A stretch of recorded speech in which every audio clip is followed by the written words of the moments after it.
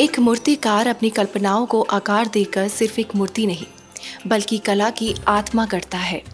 आज हम आपको मिलवाने जा रहे हैं पूर्वोत्तर भारत के एक ऐसे मूर्तिकार से जिनका नाम ही मूर्तिकला में पहचान बन चुका है। आजकल सीमेंट, कंक्रीट, तांबा, कांस्य, ग्लास, प्लास्टर ऑफ पेरिस और मिट्टी की मूर्तियां बनाई जाती है।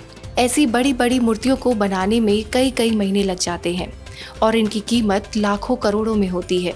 हमारे सहयोगी मंजर आलम आज आपको एक ऐसे ही मूर्तिकार से मिलवा रहे हैं जो यूं तो हर तरह की मूर्तियां बनाने में माहिर हैं, लेकिन पूरे पूर्व उत्तर में कांस्य की मूर्तियां बनाने में उनका कोई सानी नहीं। वो अब तक सैकड़ों मूर्तियां बना चुके हैं। उनकी बनाई गई मूर्तियां असम, अरुणाचल प्रदेश, मेघालय, मणिपुर के अलावा पश्चिम बंगाल में भी लगाई गई हैं। गुवाहाटी से करीब 40 किलोमीटर दूर एक छोटा सा कस्बा मिर्जा के गांव बरिहाट पहुंचकर हम जैसे ही इस घर में दाखिल हुए, सामने खड़े मिट्टी के जानवर को देखकर हम समझ गए कि हम सही जगह पहुंचे हैं। ये घर है असम के प्रसिद्ध मूर्तिकार बीजू कुमार दास का। जैसे जैसे हम अंदर बढ़े, चारों तरफ मूर्तियां ही मूर्तियां, मानो हर मूर्ति अपनी कहानी सुना रही हो। घर के पिछले हिस्से में बना उनका स्टूडियो एक ऐसी जगह है जहां कल्पनाएं आकार लेती हैं। वहीं एक कोने में 50 साल के बीजू कुमार मिट्टी से बिहू नर्तकों की मूर्तियां कर रहे हैं, बिना किसी तस्वीर, अपनी मन की आंखों से। ये तो बीजू दास की कला का एक छोटा सा नमूना है जिसे वीडियो में हमने शूट किया। बीजू दास बिहू कलाकारों की मूर्ति बनाते बनाते एक दूसरी बड़ी सी मूर्ति बनाने लगते हैं।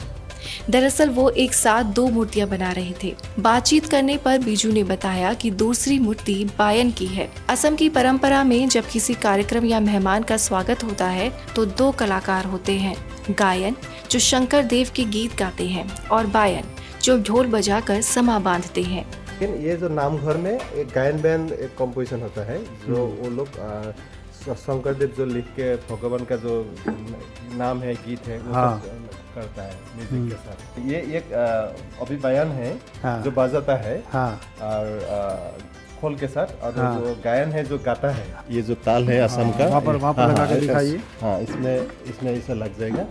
अच्छा, एक हाथ में ये लगेगा, ये हाथ में ये रहेगा, तो इससे जैसे बजाता है जैसे लगेगा उसका प्रोपोर्शन हिसाब से ये बना है। तो अभी इसमें लगेगा इसे और ये लगेगा इसे बजाएगा। स्टूडियो में एक और मूर्ति ने हमारा ध्यान खींचा। ये थी डॉक्टर भीमराव अंबेडकर की 12 फीट ऊंची मूर्ति। जिस वक्त हमने इस वीडियो को शूट किया वो इस मूर्ति पर काम ही कर रहे थे। ये तो अब हम लोग का जो संविधान प्रणेता डॉक्टर भीमराव अंबेडकर, ये अभी एक्चुअली मॉडलिंग हो गया, उसके बाद फाइबर में ये अभी कास्टिंग होकर रहा है और उसके बाद कलरिंग होगा। उसका एक पार्ट उधर भी है। बीजू की कला के कुछ और नमूने देखने से पहले आप असम के इस प्रसिद्ध मूर्तिकार के बारे में और जान लीजिए। बिरजू की कला सिर्फ मूर्तियों तक सीमित नहीं है। बचपन में वो बांस, मिट्टी और घर की छोटी छोटी चीजों से कई चीजें बनाया करते थे। यही रुचि उन्हें 1993 में गुवाहाटी के government college of arts and crafts तक ले गई। 1999 में प्रथम श्रेणी से बैचलर ऑफ फाइन आर्ट्स और फिर 2003 में बनारस हिंदू विश्वविद्यालय से मास्टर इन फाइन आर्ट्स में डिग्री ली। हस्तशिल्प के हर क्षेत्र में भी वो माहिर हैं। बांस, टेराकोटा, हैंड ब्लॉक प्रिंटिंग, कढ़ाई, मुखौटे और पत्थर की नक्काशी तक। पूर्वोत्तर राज्यों में कांस्य मूर्ति निर्माताओं में बीजू कुमार दास का नाम पहले नंबर पर लिया जाता है, लेकिन बीजू की सफलता की राह आसान नहीं थी। डिग्री होने के बावजूद शुरुआत में काम नहीं मिला। एक स्कूल में बच्चों को आर्ट सिखाते रहे और फुर्सत में मूर्तियां बनाते रहे। 2011 में बीजू को एक कांस्य की मूर्ति बनाने का ऑर्डर मिला, जिसके लिए उन्हें 2 लाख रुपए एडवांस भी मिले। उसी से अपने घर के पीछे स्टूडियो की नींव रखी और यहीं से शुरुआत हुआ सफलता का सफर। वो मूर्ति थी स्वतंत्रता सेनानी रॉबिन काकती की, जिसे खूब पसंद किया गया और यहीं से बीजू ने सफलता की सीढ़ियां चढ़नी शुरू कर दी। अब जरा इन 2 मूर्तियों पर गौर कीजिए, गैंडा और मोर। ये मेक इन इंडिया स्कीम के तहत बनाए गए हैं। दिलचस्प बात यह है कि इन्हें कबाड़ के सामान से बनाया गया है। ये जो राइनो है आप देखा है, ये स्क्रैप मेटल से बन रहा है। तो स्क्रैप मेटल जो टूटा हुआ पड़ा हुआ जो कबाड़ी में जो रहता है वो सब हम लोग सामान उठा के लेके आया। ये साइकिल का पेडल का जो एक पार्ट है, ये फैन का जो सीलिंग फैन का ऊपर में अंदर में रहता है, वो ये पार्ट निकाल के इधर लगा दिया, ये पाइप का काट के कान बना दिया, और सेन का साथ उसका जो स्किन है, स्किन का वॉल्यूम दिखाने के लिए वो लगा दिया। तो कोई रिंग भी लगा दिया साइकिल का, वो बियरिंग, वो सब लगा के, कोई फैन का पार्ट उधर देखा होगा, तो ये सब लगा के ये बनाया है। बीजू अब तक सैकड़ों मूर्तियां बना चुके हैं जो स्कूलों, मंदिरों और सार्वजनिक स्थलों पर लगी हैं। लेकिन उनका सबसे बड़ा और भावनात्मक प्रोजेक्ट है असम आंदोलन के 855 शहीदों की मूर्तियां बनाना। लेकिन चैलेंज ये है कि सिर्फ 152 शहीदों की ही तस्वीरें उपलब्ध हैं।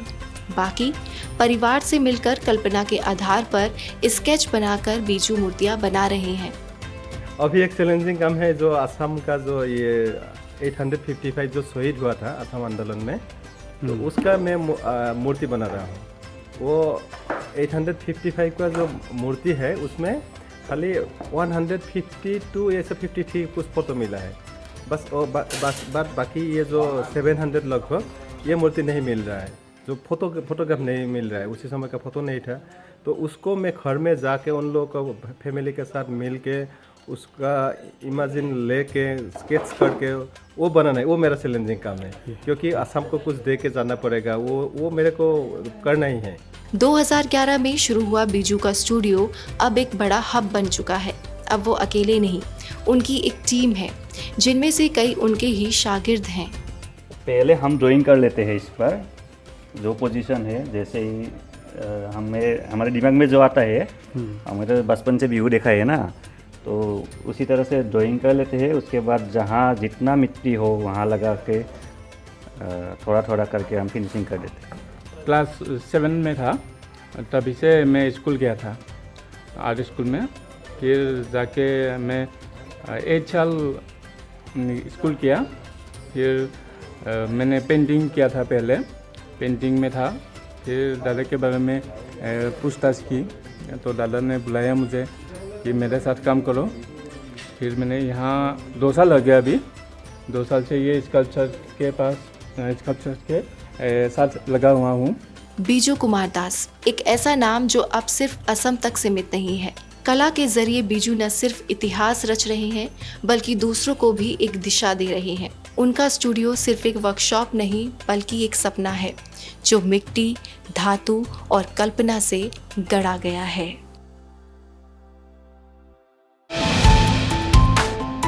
जो है आपके आसपास, आपके शहर का खास, वो दिखाएगा आपको DNN 24, आपका अपना डिजिटल न्यूज नेटवर्क। तो फिर कीजिए लाइक, सब्सक्राइब और फॉलो।